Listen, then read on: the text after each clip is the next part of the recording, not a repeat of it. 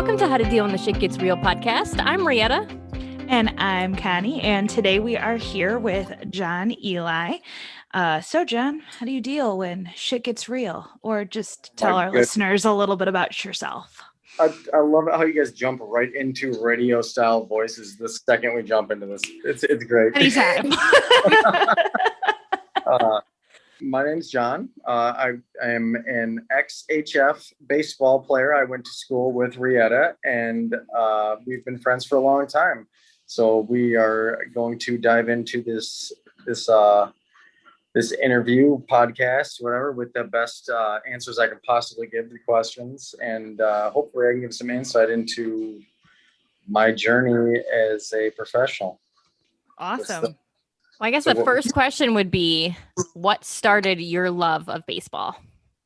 Honestly, so great question. Rietta had sent me this email with several questions on it, and I read them over, and I really enjoyed the questions as I read them. And when I really started thinking about how I created my love for baseball, it was more so the community feeling that I felt, like, I guess, community friendship that I had with my peers at that age level. It was more so me fitting in, and I enjoyed the interaction that I had with my friends at the time. So that's all it was. That's how I created a love for baseball. And it could have been basketball, it could have been football, it could have been anything, right?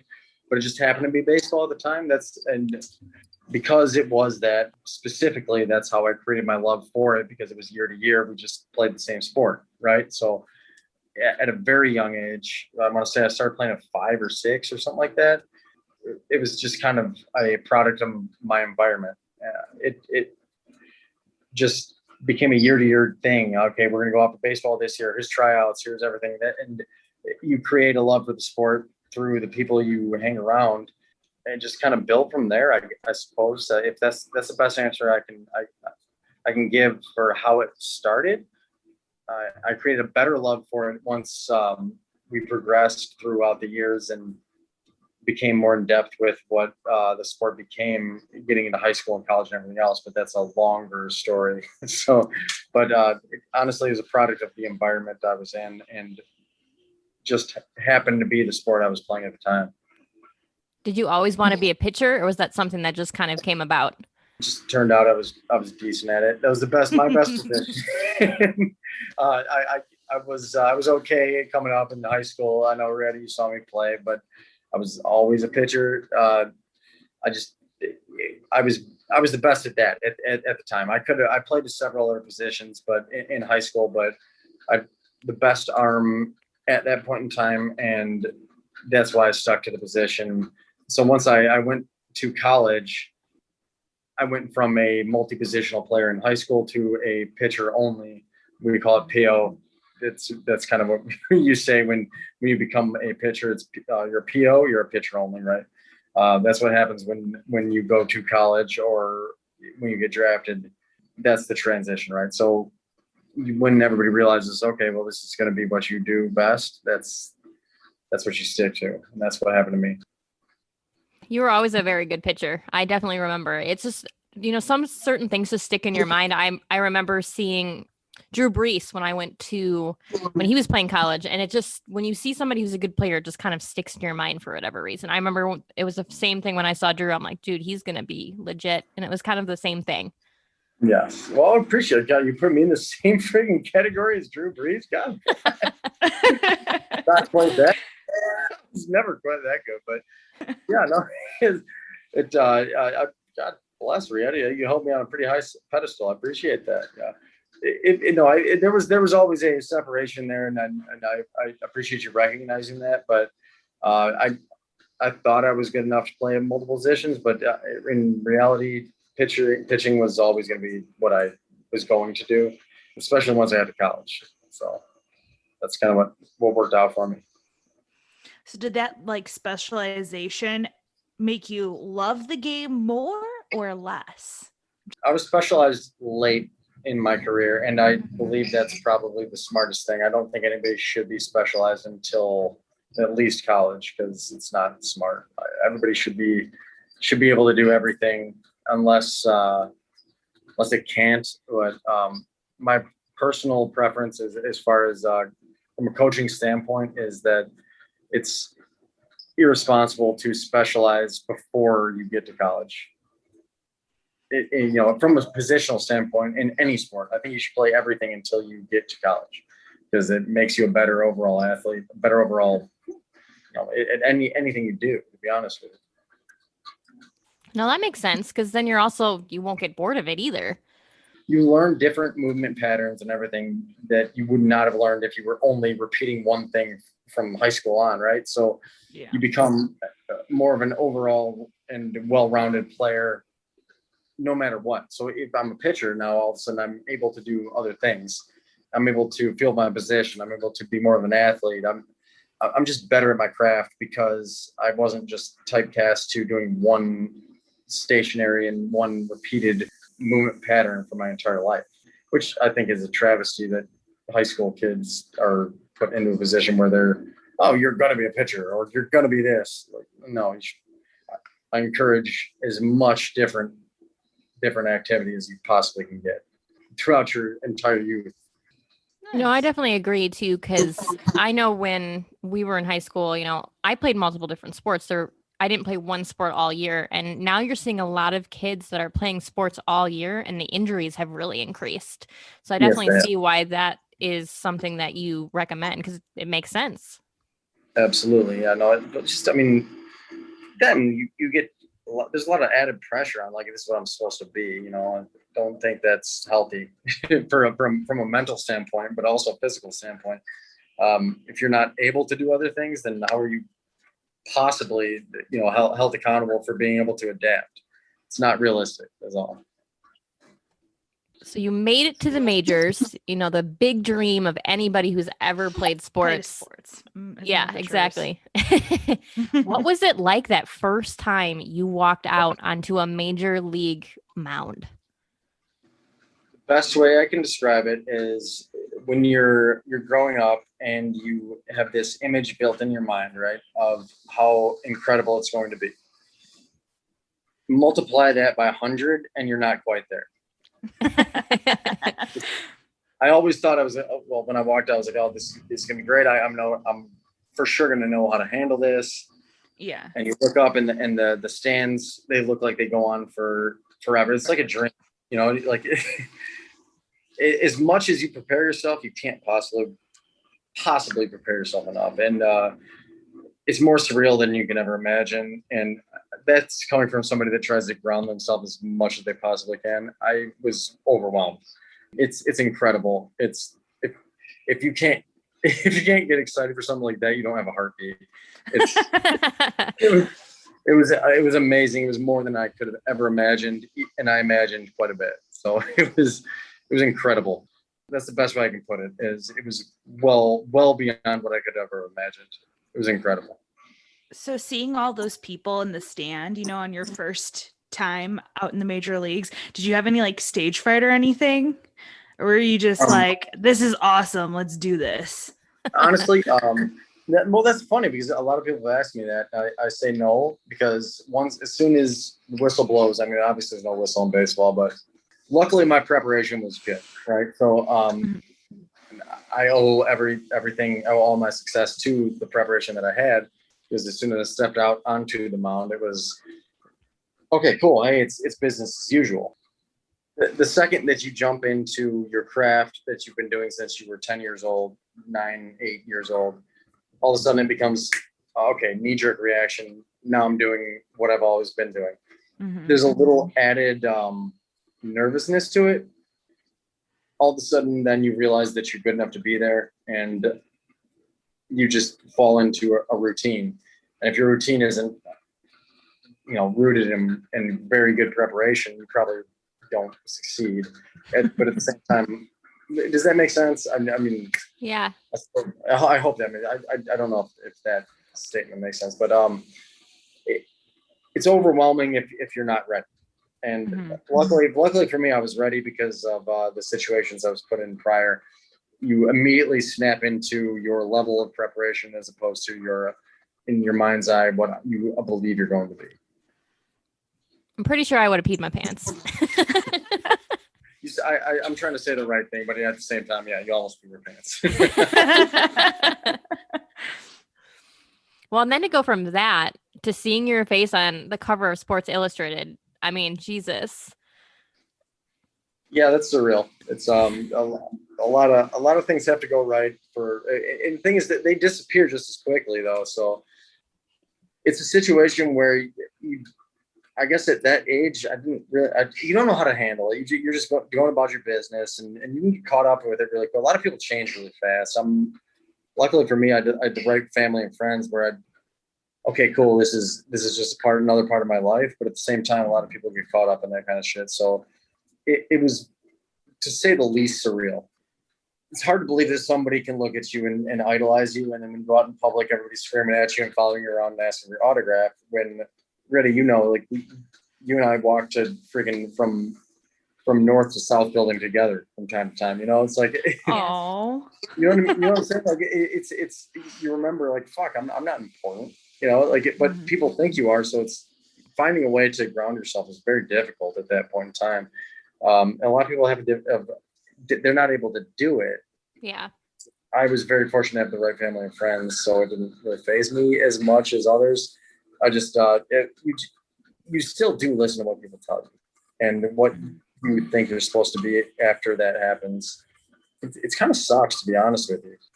You put a lot more pressure on yourself than you need to, but you handle it. Everybody handles it in certain ways, and some people change, some people don't. I was fortunate to say I didn't change. So. You didn't let it go to your head. Well, that's good. I feel bad for people that do. Nobody's that fucking different. So do you still get people asking for your autographs and stuff and coming up to you? Is it weird? Do you like it? Very, very Tell me about it. very far and few between, because I'll tell you what, the funniest thing is that you get forgot about faster than you are a person, right? Like the second you're somebody, you get forgot about even quicker. So the next news story comes along. I'll never forget the story. I was just called up, and it was after I had a couple of good starts, and I was flying from LA to Arizona, and I wasn't even supposed to be on the roster at the time. It was supposed to be kind of like a secret, right? So I was on the team, but I wasn't. But I showed up to LAX, and the security guard goes, "Oh my God, you're John Ely." No, hold on. And there was a fucking 3-mile line. And he goes, "Here, let me push you right in front." I was like, "Dude, I like 3 hours into my flight. I don't need to be in front of the line." He goes, "No, come with me." Puts me on an elevator. There's 65 people here that need to be in front of this line more than I do. But he puts me in front. I was like, "All right, man, that's fine." I guess, shit. I mean, 2 years later, the same fucking guy probably wouldn't bend over backwards to get me a bottle of water. You know what I'm saying? So that's how quickly it happens. That's why people change the way they do. So I was a very, very, very minute celebrity at one point. You know what I mean? Like it was very, very fleeting. That small piece of the pie made me realize how fucking difficult it is and how much it's absolutely insignificant at the same time.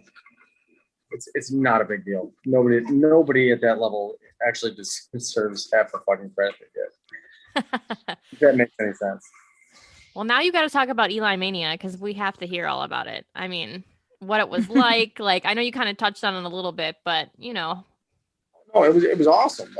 People shit. I almost had a fucking bobblehead. It was really it was really cool. Oh, that's awesome. It was a lot of fun. It was a lot of fun. I mean, people were screaming my name in public, and people buy me drinks at bars and things like that. It was awesome.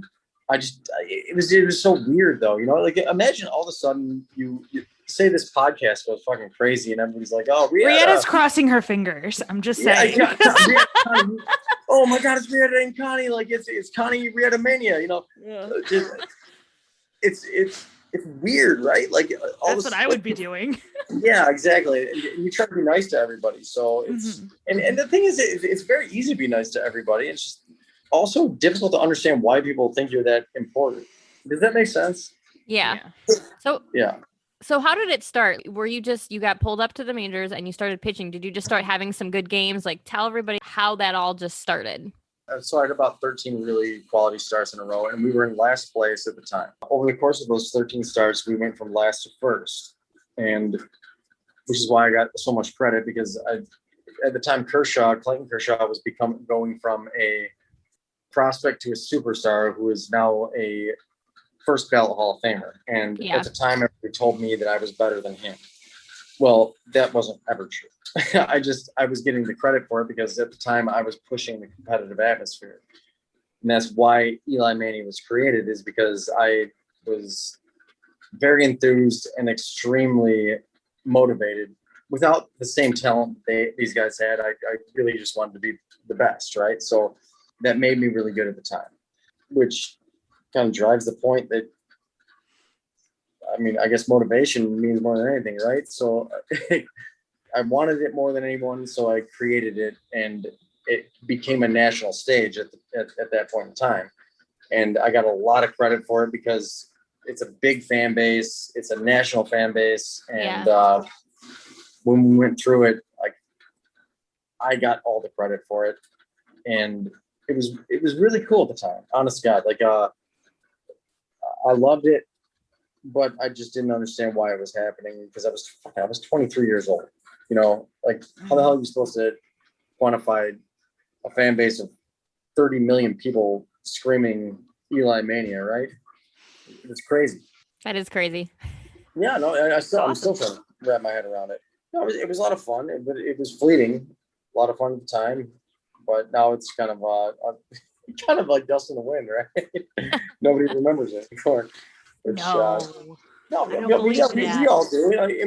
I'll never forget it. My family and friends, my wife, and everyone will never forget that. But it's something that'll always stick with me. But so it was amazing at the time.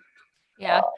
My dad kind of remembered it because he's a huge baseball fan, like huge, awesome. He loves baseball. And I had sent him the picture. I was like, I'm interviewing my friend from high school, and he's like, I remember when that was happening. He's like, you know him? Yeah, that's awesome. I'm glad people do remember, because it really did. It meant a lot to me at the time. It still does. It's cool to hear that people remember it, but it was funny to deal with because it didn't seem real at the time, you know. And I understand it now, but things like that, it happened so fast, and all of a sudden it was over, and now here we are, and I'm coaching. You know what I mean? Like, so. I mean, coaching crazy. Is still awesome, and you're doing. Yeah. Is it the minor league team for the Sox? Yes. A single A, low A baseball with the White Sox. So that's awesome. Love the White Sox. First of all, you're on the right team now. Yeah, clearly. Damn right we are. I love it. Yeah, and second of all, you can be back home, like, with your friends and family. Like, you're not all the way out in LA. You know. Yeah, no, that's a big part of it. I always come back, and I'm in Chicago for the off season, no matter what. And my wife and I just bought a house in Lombard, actually, so we're oh, nice. Yeah, absolutely. We're looking forward to get settled in there.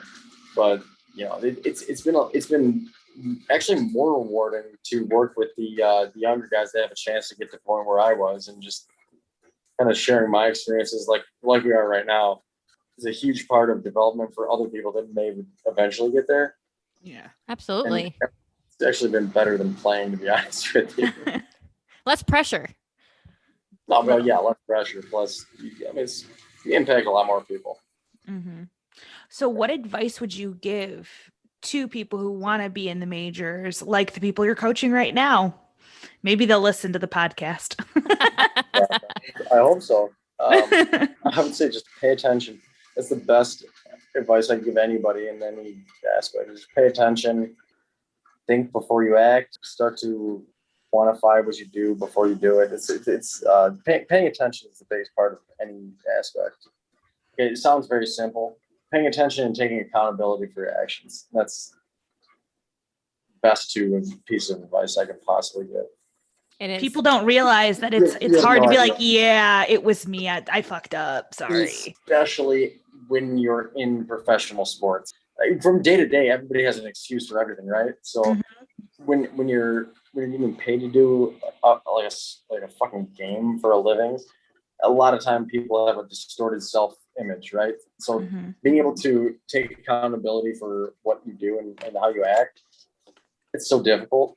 That's like what got me into the major leagues, being able to take a step back and say, oh, you know what? I need to be able to get better at this, this, and this. Instead of saying, you know what, if this guy did this or this guy did this, no, it's on you. Honest to God, I would say taking accountability for everything you do and paying attention to the shit that happens around you will make you not only better at your job, but a better fucking person. Like, am I wrong about that? Like, No, not at all. If I would say that if I was a greeter at Walmart, like you could be better at everything by just paying attention and taking accountability for your actions. That's the best possible advice I can give. That is good advice, because paying attention and like accountability, they can be harder lessons to learn. Yeah, and it seems to come back to that every time. And the skill is already there. Like most of the time, skill is already there. We don't draft people that suck. You know what I mean? Like Yeah. there's a reason you have a jersey on, and most people look at me and say, "Well, what am I going to do?" Just gonna listen and pay attention to the shit that's around you. And when something goes wrong, like fuck, like understand what could I have done better instead of pointing at well, sometimes it's somebody else's fault, but you know what? You are the one that looks in and says, "What could I have done?" Most of the time, it creates a better overall human being and a better overall employee of whatever the fuck you're doing. So It's good advice. I like it. I appreciate that. I could have used that advice when I was younger. Where were you? Oh my God. Yeah. Hey, you know what? You and me I'm both. just saying. God, unfortunately, I learned that a little bit late, so here I am. But now, Yeah, me too. here we are talking about it and teaching it to people that eventually use it. And maybe somebody will listen. You never know. Hopefully somebody will listen. God, I hope so. I cross my fingers every day that somebody will listen. So was the Tommy John surgery like the downfall of what happened, or was that just like an added? I was pretty beat up. I threw a lot, so I mean, yeah, I could say that was. I worked my ass off to get where I was. So yeah, at the end of the day, the surgeries were probably what ended my career. I had plenty of time. I played for 10 years. I threw a lot. So yeah, at the end of the day, I was my arm probably was not as good as it needed to be. So it's hard to say that injuries ended your career because I don't want to blame it on that. But at the end of the day, yeah, I was not capable of competing at the level that I knew I needed to be able to in order to, because I had an offer to play in Japan for a decent amount of money. And I had to call them and be like, look, I'm not going to be able to contribute, so I'm done. So I just went on to a coaching career instead, because at some point you look at yourself in the mirror and like, am I really good enough to do this? I know I can't do it anymore. So why am I going to waste somebody else's time when there's somebody else who can do it better than I can? So Probably a hard combo though to have with yourself to say like, I'm done. You know, I can't do this anymore. You have no idea. It was a difficult time. Because I had offers of saying, hey, come play for us, come play. I'm not good enough to do it anymore. Sorry, guys. Somebody else is going to be better than me. So let somebody else that is more worth your while. I'm not going to steal somebody else's money. You know. I was going to say that it takes like a really good person to do that, or even like the self-realization, because most people would just be like, hell yeah, I'll just write it out. Even if I can't really do what I'm supposed to do, I'll take your money. Most people would do that. So it takes a really good person to be like, no, I know I'm done. When you've competed at the highest level and you're like, okay, I can't do it. Be honest with you. That's part of it. Okay, there's nothing more defeating than going out there and getting destroyed when you know that you're not good enough. So it's like, hey, listen, just let the kids play, kind of thing. Like not let the kids play, because it's not like I was old, you know, when it happened. It's like I still wake up every morning and think, hey, I can do this. Everybody does that ever had a competitive spirit in their life. You know, I still think every single day I think I wake up and like, God damn, I feel great. I can do this today. And then you're reminded by, limitations that you can't. So you just have to be honest. I can't be paid six figures to to be terrible at what I do. You know, I'm never going to do that. Yeah. I was just curious because, you see people like Kopech, the White Sox picked up Kopech and he ended up having to get Tommy John right at the beginning of his career, but it was also at the beginning, but he was able to come back. But, Well, yeah, he's very young. He's got a very, very bright future. I've had the privilege of coaching him. And that's so awesome. Yes, he is not just, he's barely started and he's going to be great. Not just great, I think he's going to be incredible. Like that, he's one of the best talents I've ever seen in my life. So can you tell our listeners a little bit, what is Tommy John's surgery? It's tough. So Tommy John surgery, it's you have a torn UCL, which is an ulnar collateral ligament. I can show you my scar here. This is, oh yeah, okay. So it's like right at your elbow. Right. So it's the main ligament that holds your joint together at the elbow. It's reconstructive surgery. If you rip it, there's no starting and stopping point to where your elbow and forearm flex and extend, right? So when that goes, you're debilitated to an extent where you cannot function.